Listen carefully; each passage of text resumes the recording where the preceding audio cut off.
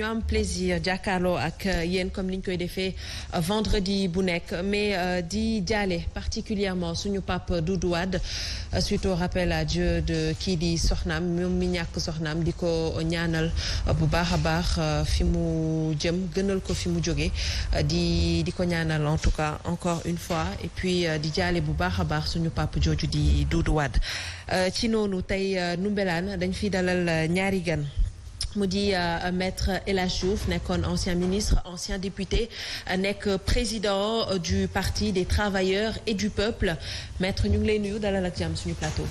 nee na maa ngi leen di fay di am mbégte di ñëwaat fii pour waxtaanee lu jëriñ réew mi rek di nuyu nag ñi fi toog yëpp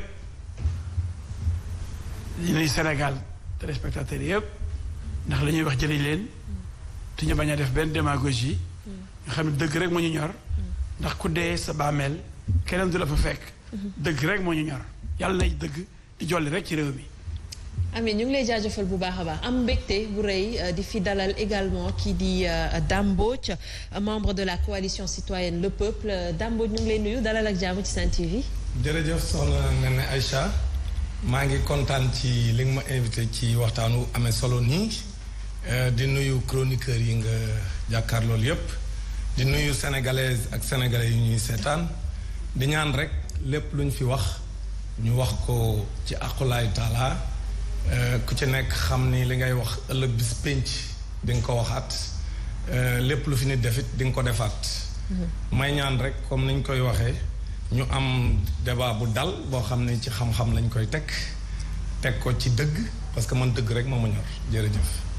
merci à vous alors ci noonu comme ni ñu koy defee vendredi bu nekk dañ ciy ànd ak suñu ay chroniqueurs Pape Makhtar Diallo nuyu naa la.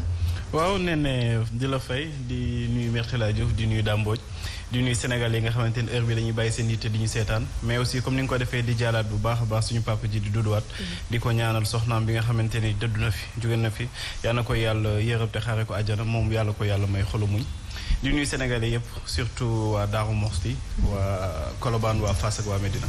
très bien Cheikh Omar Talla nuyu naa la. nee na Aïcha maa ngi lay fay di nuyu téléspectateurs yi nuyu waa Pikine nuyu waa Sénégal ak diaspora bi yëpp di associé wu ci jaal bi nga xam ne ñu ngi koy jaale sunu papa Doudou Wade di ko jaale aussi Biba Wade mi nga xam ni suma xarit la te moo ñàkk yaayam.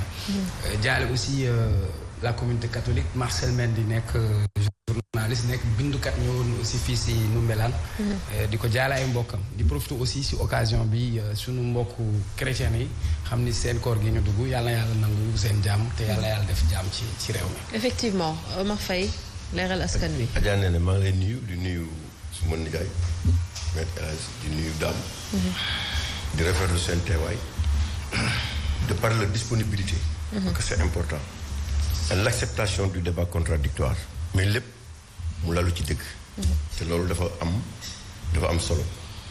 di jaalewaat encore ñi nga xamante ni mooy le président Doudou Wade. mais ce que je retiens de la dame de Doudou Wade. Sénégal bu nekk war ci jàngat. mooy soxna si bi mu wàccee liggéey. la borom këram door a xam jëf yu baax yi mu doon jëf te mosu ko wax. dëgg la. loolu raar na ci réew mi léegi. jëf yu baax yu bëri sax. yu bëri. defe naa bi ci mujj yow xam nga ko. journaliste bu nekkoon fii Pa Omar mii moo ñu ko wax keroog ci xale boo xamante ni ne jëloon na ko en charge muy jàng ba nekk mag. ba nekk terminal. am journaliste bu nekk fii di ko xam te bi soxna si wàccee liggéey la door a xam ne mooy soxna Doudou Wade. Fatou Abdou. soxna si maa toog ñi nga xamante ni ñoo yor xale yi. Empire des enfants. chaque tabaski moo daan ñëw di ñawal xale yi ñëw tànn tissu ni leen seet leen bu leen neex mu leen ko defal jëf yooyu nag raar na. yàlla na ko yàlla xare àjjana.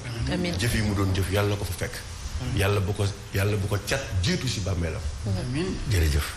ñu ngi lay jaajëfal bu baax a baax di seede bu baax a baax tamit li nga wax alors tey gis nañ ko dañuy defaat un round-up de l'actualité et on le sait l'actualité reste marquée par cette affaire Ousmane Sonko Adji Sarr ñuy dem peut-être vers la levée de l'immunité parlementaire bu Ousmane Sonko qui suit d'ailleurs son cours parce que gis nañ li fa jot a xaw mercredi foofee ca Assemblée nationale déjà dañuy ñëw ci maître mu jàngatal ñu taxawaayu député yi foofee ca Assemblée nationale parce que gis nañ ne que député de l'opposition ñu ngi doon wax ni que dañoo bouder la séance parce que dafa amoon peut-être vice de forme par rapport ak Ousmane Sonko levée de l'immunité parlementaire am ñii di député majorité ne loolu yëpp musul am dégg donc suñuy jàngat taxawaayu député yi lan lañ mën a wax et est-ce que foofu tamit manipulation amu fa maître.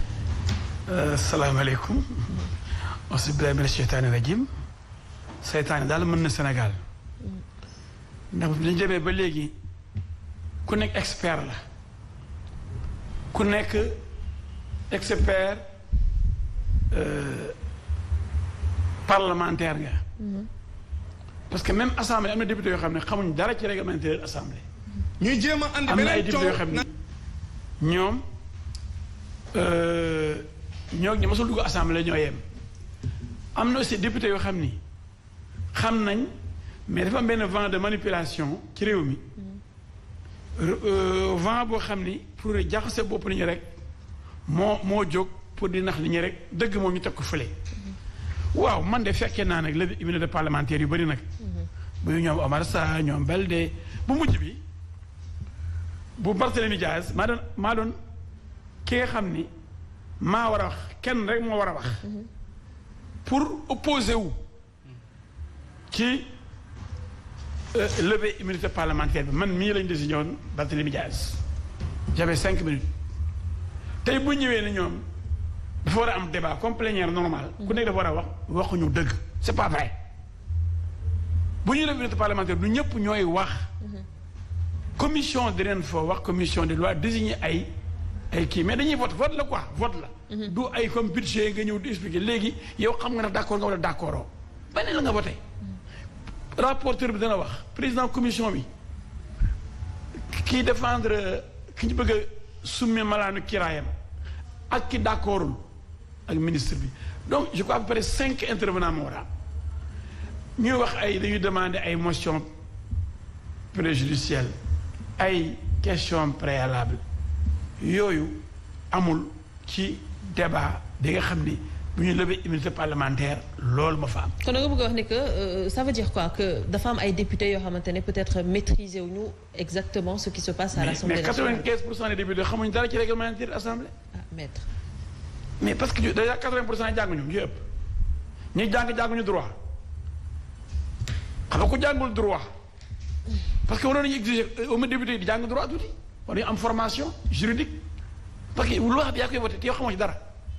xool loi bi nga xam ne mooy doxal Sénégal ñu koy wote mënuñu sax lire kooku grave danger la génn naa ñu bëri di wax di sóob mais boo gisee ñuy wax rek nga xam ni pour jaxase xelu nit ñi la et puis quand même nee na gars yi waaw lu fi jar coow lu bëri lii man dama jaaxle man Barthélémy Dias bi ñu ko tuumaalee war ko àtte moom dafa bëgg ñu lever immunité parlementaire am ñëpp dégg nañ ko xanaa xam nga ne Barthélémy guerrier la parce que amul lu muy ragal Bougazelli bi ko jàppee non seulement demandé wu ñu lever immunité parlementaire dafa démissionné xam nga fa démissionné sama salon la signé lettre de démission bi sama salon Almadi fa la Bougazelli signé ma ànd ak moom yóbbu ko gendarmerie yóbbu ko ci commandant Mbengue mu ne ma mun nañu suba ngeen ñëwaat boobu yowee toute la presse lande ñu ñëwaat am na la am ci lañ déggee gars yi dégg ni oui parce que y avait même une plénière ñu dégg ni le député Bougazelli a démissionné. ma ni man de bu ñu mu tuumaloon dara bu fekkee ne man damay laaj réew te aw ma dara lu may reproché sama bopp aw ma dara lu may tiit ak lu may ragal. man baloo ñu may wax levée immunité parlementaire man may dem ne sama malaanu kiraay dina leen ko ndax lu may muur soxla bu ma ko def danaa leer naññ. mais boo gisee gars yi fu dañu fay dugg bay def ay tournée ci université yeeg di taal dëkk beeg ndax xoox ragal gi dañooy fi ne ñu ngi paniqué ñu ngi lox pat ndax xam nañ li ñu def yow nee na boo deful dara ñeen dañu dindi sa malaanu kiiraay bi ko dindee et après. oui mais maître lu fi jar coow lu bëri li yëpp. suñu dégluwee Ousmane Sonko également ci discours am wala ci face à face avec la presse bi mu def soo koy déglu dafa mel ni moom i tamit bëggoon na ñu dindi malaanu